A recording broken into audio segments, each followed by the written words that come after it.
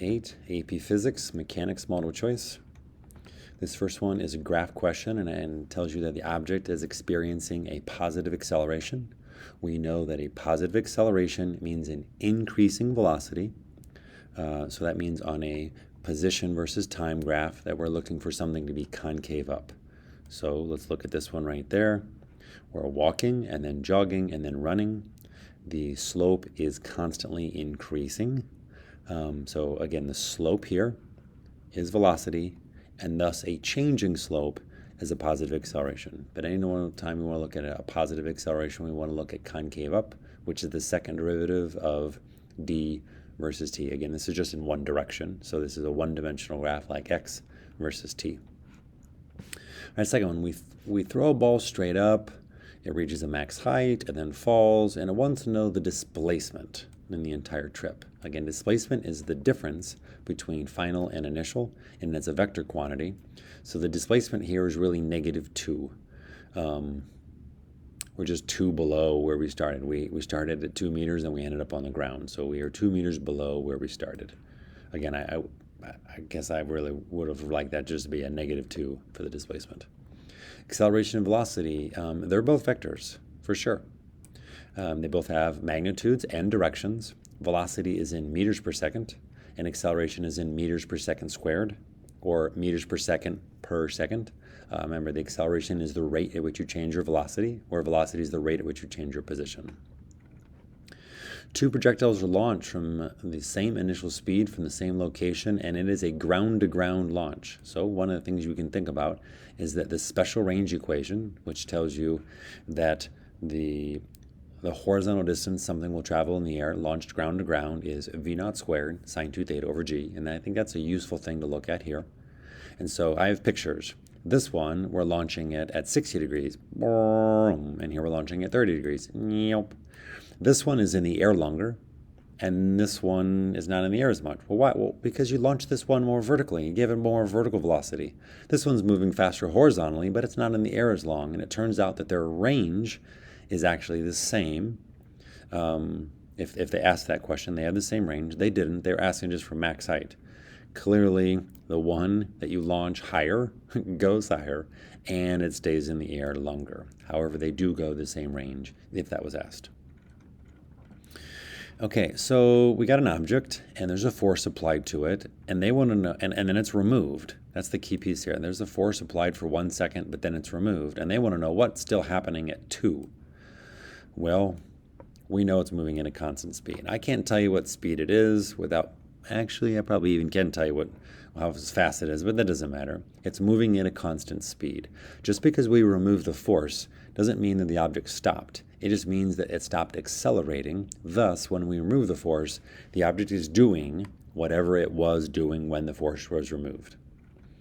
Several forces act on the object. What must be true?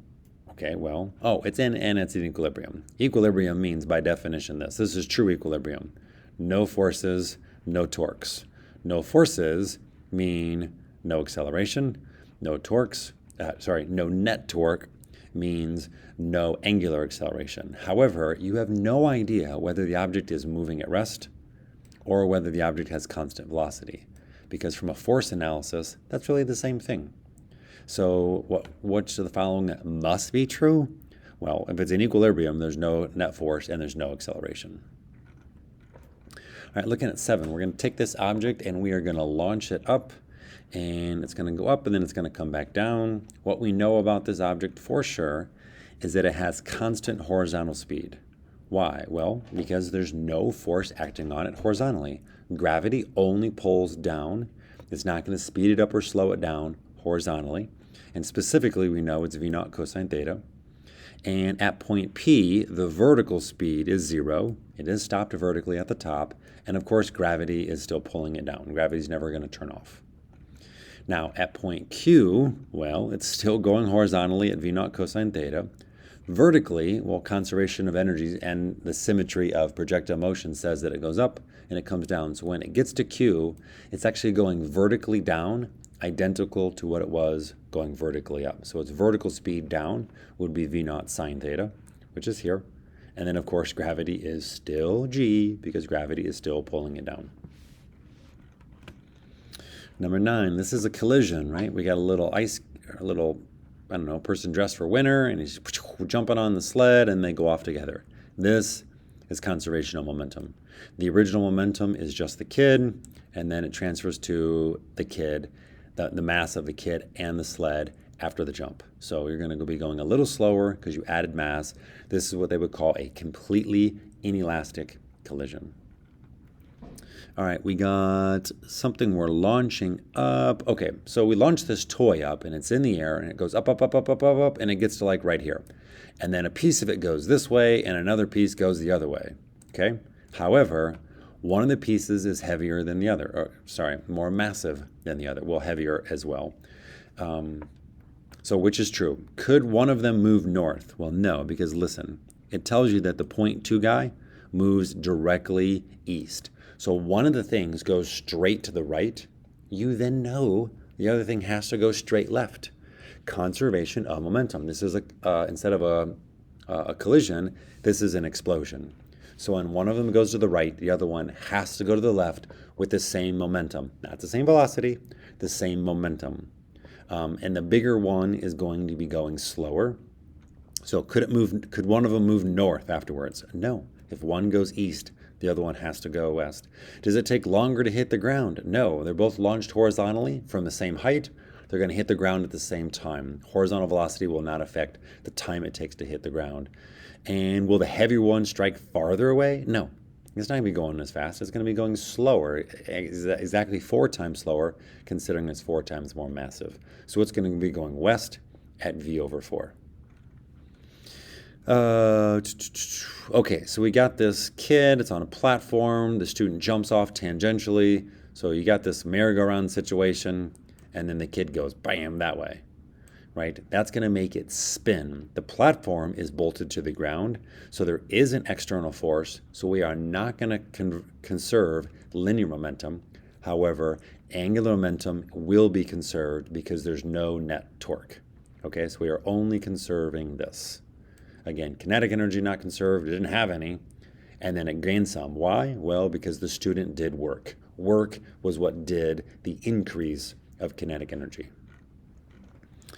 This is your classic pendulum, and we're going to make a graph like this, and we want it to be linear. So we can graph t versus the square root of L, or we can graph t squared versus L, up to you. But t squared versus L will produce a straight line scatter plot. All right, that's linearizing the data. This one, we got a comet, which is moving some elliptical orbit, and it's roaming around, and what remains constant is angular momentum. There's no torque, because in any position you want to look at, the gravitational pull from the sun is inward and straight back to lever arm, so there's no torque. No torque, no change in angular momentum. Now, velocity will change. Closer will be faster. And again, it's really Kepler's second law. Going back to that, we know this derivation, and we also know that t squared is proportional to r cubed. And these are the numbers that work out the best. So what they did is they made the 1 8 times. So we messed up the period by 8. 8 squared is what cubed? Well, 4. If we increase the period by 8, we're going to increase the radius by 4. Again, 8 squared, 4 cubed. There's only so many numbers that work out in this scenario.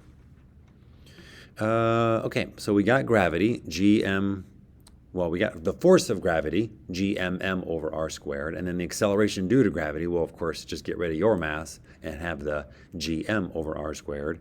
And we're going to make the radius twice as big and the Earth 5 times as big. So if you take the 5 times and the 2 times, right, 2 down here, squared, and a 5 up top, you're going to create 5 force. So we get 5 force of our normal gravity.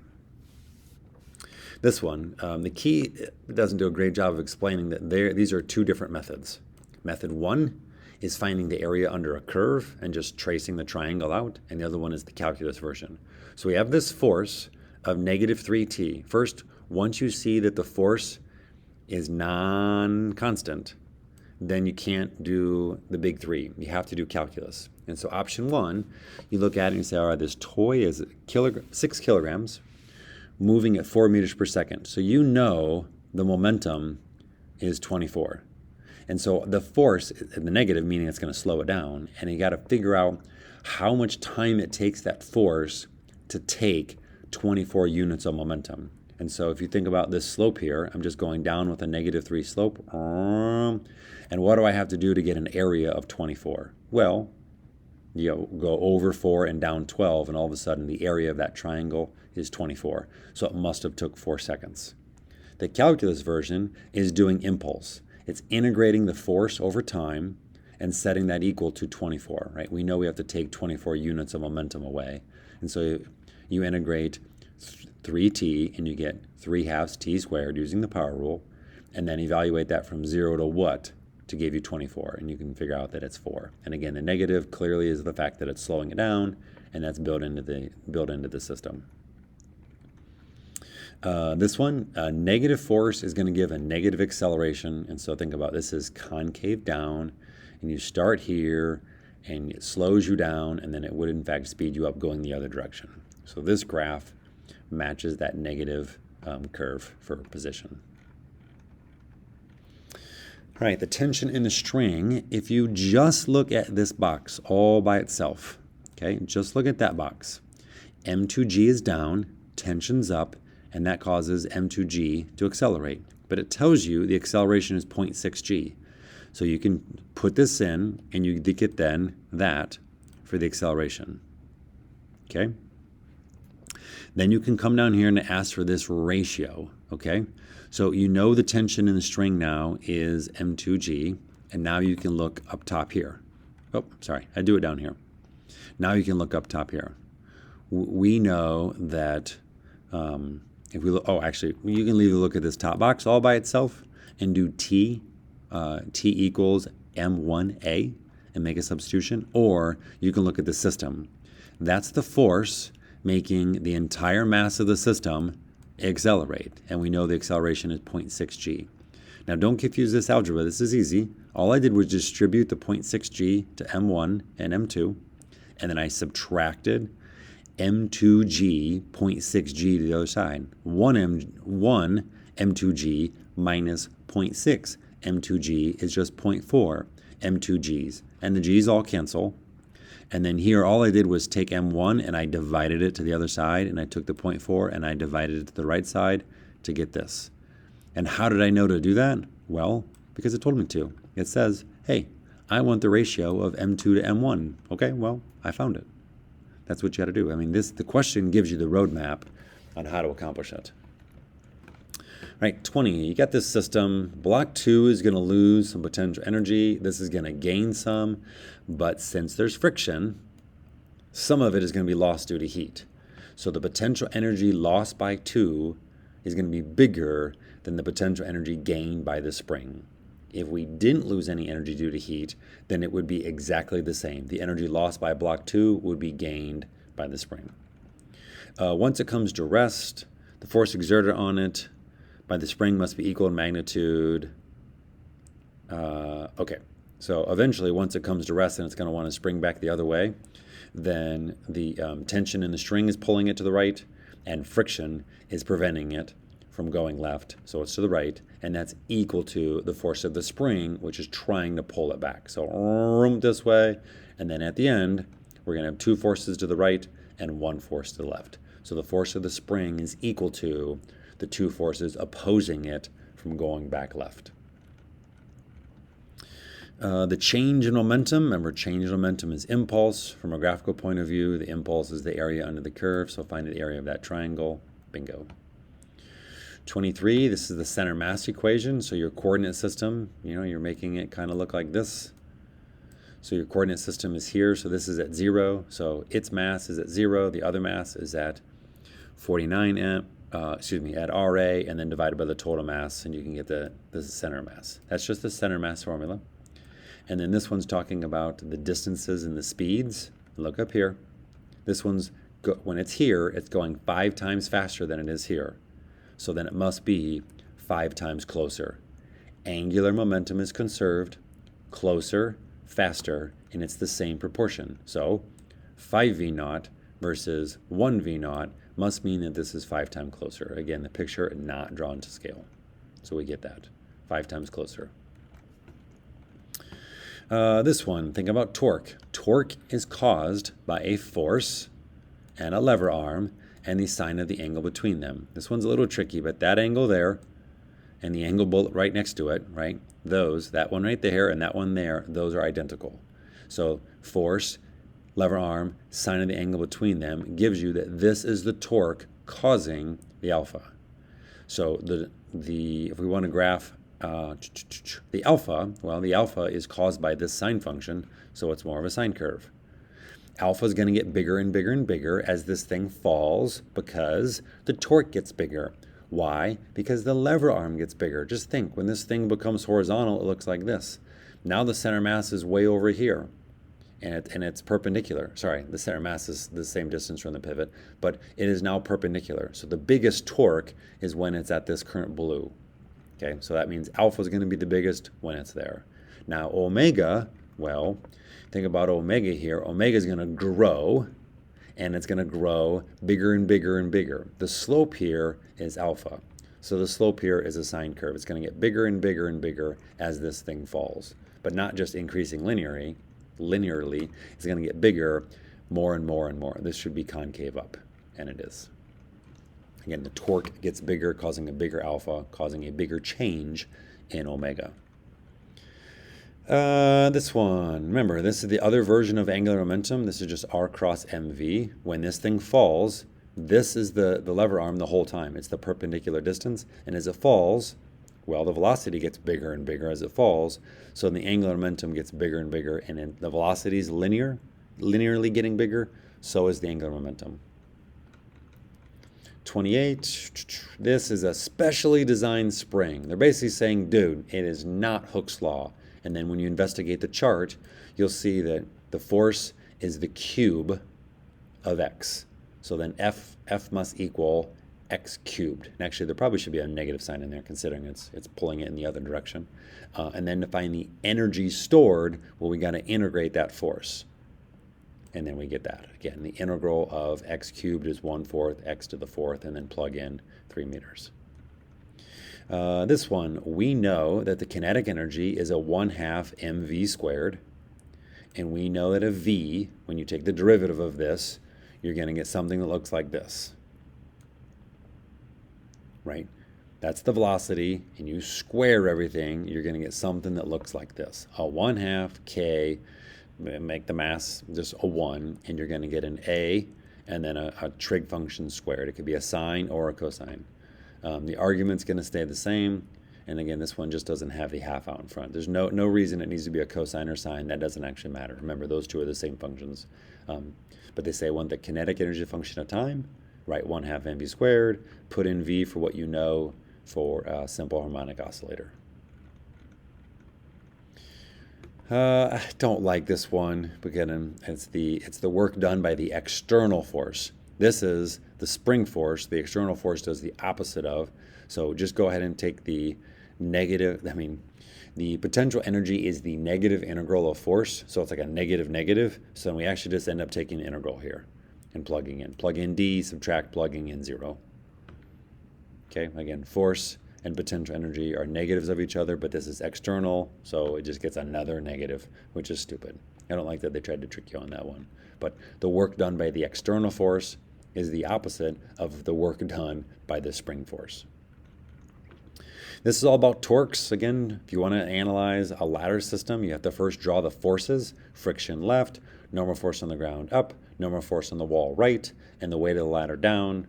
And so if you want to find the magnitude of the normal force on the floor, well, that just supports the weight. This guy has to balance this guy, so those are equal. And then vertically, then you got to do the torque equation. This is the torque due to the force up here, and then this is the torque due to the weight of the ladder. And again, you could say this minus this equals 0, or you could just set them equal to each other and then do some algebra. And just remember, instead of mg, they have w. And when you take cosine and divide by sine, well, you get cotangent. 33, oh, this is an interesting one. So you got this spring, and it's got a certain K, And so think about each coil has to stretch a certain amount when you stretch it. But then if you cut this spring in half, you have half as many coils to stretch, which makes it 2 times stiffer. Each coil would have to stretch twice as much to go the same distance. So slicing a spring in half makes it twice as stiff. This one is probably one of the hardest ones because it's really tricky, the second piece of information. Okay, so it says a rocket landed on planet X, which has half the radius of Earth. So you look down here and you're like, oh, if I made the radius half, I should make my weight 4 times as much. But then it's like, well, it only weighs twice as much. But I should weigh 4 times as much. So there must be something else going on. And so planet X actually must only be half the mass. I'm going to say that again.